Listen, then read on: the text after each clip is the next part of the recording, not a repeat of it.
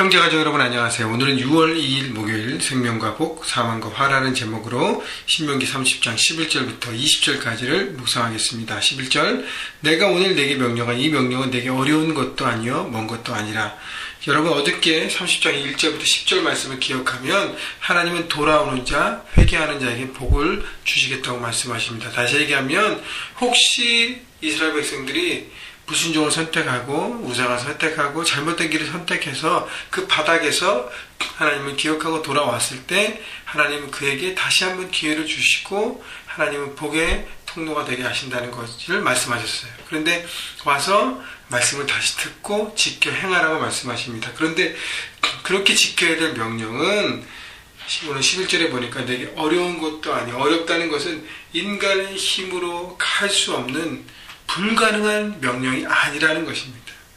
누구나 쉽게 따를 수 있는, 쉽다고 표현하기 그렇지만 누구나 마음에 결단하면 할 수 있는 것이라는 거고요. 그 다음에 먼 것도 아니라는 것은 그러면서 12절 13절 얘기합니다. 하늘에 있는 것이 아니니 내가 이르기를 누가 우리를 위하여 하늘에 올라가 그의 명령을 우리에게로 가져오고 와서 우리에게 들려 행하게 하랴 할 것이 아니요 이것이 바다 밖에 있는 것이 아니니 내가 이르기를 누가 우리를 위하여 바다를 건너가서 그의 명령을 우리에게로 가지고 와서 우리에게 들려 행하게 하려 할 것도 아니라. 다시 얘기하면 하늘에 있는 것도 바다에 있는 것도 아니라 우리에게 가까이 있는 것이라는 것이. 다시 얘기하면 먼 다른 나라의 세상, 다른 세상의 이야기를 아니라는 것입니다. 다시 얘기하면 이해할 수 없거나 납득할 수 없는 다른 세상의 얘기를 해서 도저히 따라갈 수 없는 하나님의 말씀이 아니라 하나님의 말씀은 뭐예요? 14절, 오직 그 말씀이 내게 매우 가까워서 내 입에 있으며 내 마음에 있은즉 내가 이를 행할 수 있느니라. 바로 하나님의 말씀은 우리의 삶에 밀접한 관계가 있다는 것입니다. 우리가 삶 안에 있다는 것이. 하나님은 모세를 통해서 선지자를 통해서 하나님의 뜻을 그동안 정확하게 말씀하셨습니다. 또 모세를 통해서 40년부터 이스라엘 백성이 출애굽할 때부터 언약을 맺고 중간중간에 순간순간에 모든 역사들 가운데서 하나님은 구체적으로 하나님의 뜻을 보여주셨어요. 여러 가지 통해서. 그래서 순간순간 그들이 생각하고 따라갈 수 있는 이해하기 쉽고 실천하기 쉬운 말씀입니다. 여러분 하나님은요 말씀을 주셨을 때 모호한 어떤 탁상 공론처럼 머리에만 있는 말씀을 주지 않으세요. 하나님은 항상 프랙티컬 하십니다. 말씀을 주시고 그 말씀을 따를 수 있는 example들을 많이 보여주세요. 그래서 따라갈 수 있도록 우리 삶에 매우 가까이 하나님은 그 말씀을 주셨어요. 우리 입에 있고 우리 마음에 있다 그랬습니다. 중요한 것은 내 마음의 중심으로 받아들이고 그 말씀을 순간순간 생각하고 의미를 품고 그 말씀대로 충분히 따라갈 수 있다는 것입니다. 여러분 하나님은요 말씀을 통해서 우리를 만나시기 때문에 인격적인 하나님의 말씀이 지금 우리의 삶 안에 있다는 것이죠. 그래서 여러분 큐티 말씀 묵상을 통해서 우리가 하나님을 배워가고 하나님을 알아가고 하나님과 만남이 이렇게 풍성해질 때 그분이 바로 이 뜻을 위해서 말씀하신가를 우리가 순간순간 깨닫게 되는 것입니다. 여러분 매일매일 우리 안에 일들이 일어납니다. 만남이 일어납니다. 여러 가지 상황들이 펼쳐집니다. 그때 하나님은 무엇을 내게 하기를 원하실까?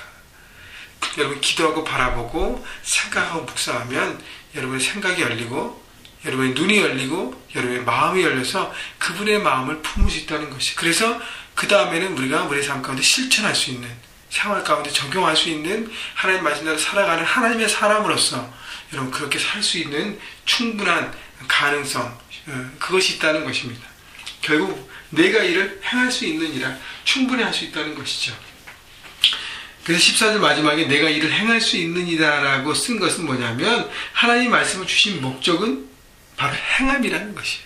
하나님 우리에게 말씀을 주신 목적은 우리가 깨닫고 지식이 많이 늘어나서 많은 것을 알기 원해서 그런 것이 아니라 그것을 다 안다면 어떻게 해요? 우리 삶 가운데 행하기를 하나님이 기대하시는 것입니다. 말씀은요 행하기 위해 주신 것입니다. 여러분 오늘도 말씀을 묵상하실 텐데요 묵상하고 생각하고 그 다음에 여러분 실천하지 않으면 말씀은 소용이 없다는 것이죠. 그래서 말씀을 잘 듣고 묵상하고 행하는 행동을 통해서 삶을 통해서 많은 열매를 여러분 삶 가운데 맺어지고 보는 여러분 모두가 되기를 주님의 이름으로 축원합니다. 15절 보라 내가 오늘 생명과 복과 사망과 화를 내 앞에 두었나니 똑같은 말씀을 하나님도 다시 한번 반복하세요. 신명기 28장의 말씀 생명과 복 사망과 화. 그래서 16절부터 얘기하는 것은 순종하면 말씀대로 따라가면 복이 임할 것이고 그렇지 않으면 어떻게 해요? 사망과 화를 누리게 된다는 것이죠. 16절 곧 내가 오늘 내게 명령하여 내 하나님 여호와를 사랑하고 그 모든 길로 행하며 그의 명령과 규례와 법도를 지키라 하는 것이라. 그리하면 내가 생존하며 번성할 것이요 또 내 하나님 여호와께서 내가 가서 차지할 땅에서 내게 복을 주실 것임이라. 왜 모세는 이스라엘 백성들에게 이렇게 많이 반복했을까요? 모세의 마음이기도 하지만 바로 하나님의 마음이었습니다.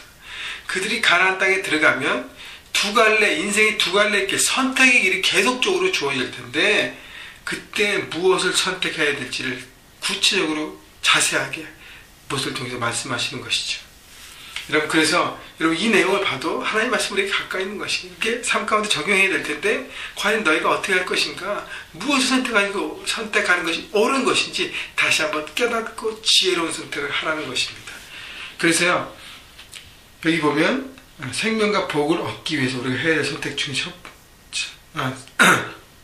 선택하기 위해서 내 하나님 여호와를 사랑하고 제가 여러 번 반복했지만 하나님을 사랑하는 것이 첫 번째입니다. 그것이 바로 하나님과의 언약을 지키는 첫 번째 요소죠.